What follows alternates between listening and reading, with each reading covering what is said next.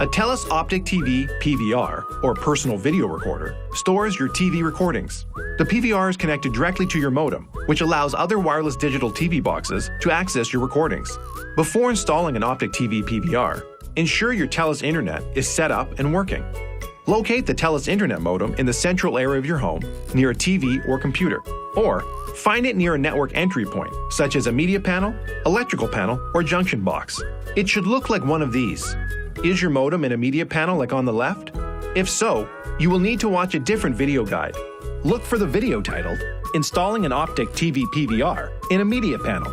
If not, this video will guide you through the self-installation process. For an app-guided installation, download the TELUS Connect app.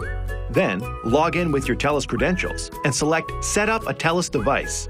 Start by opening your OPTIK TV PVR drive kit. Inside, you will find an OPTIK TV PVR drive, Ethernet cable, power adapter, power bar, and Velcro strap.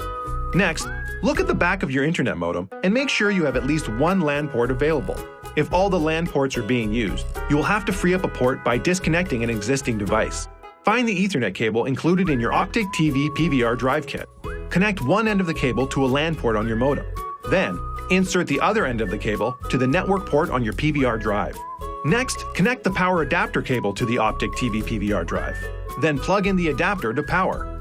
Look for a green light on the front of the PVR drive indicating the drive has started initializing. This process takes about 10 to 15 minutes to complete. In the meantime, you can move on to installing your OPTIK TV wireless digital box.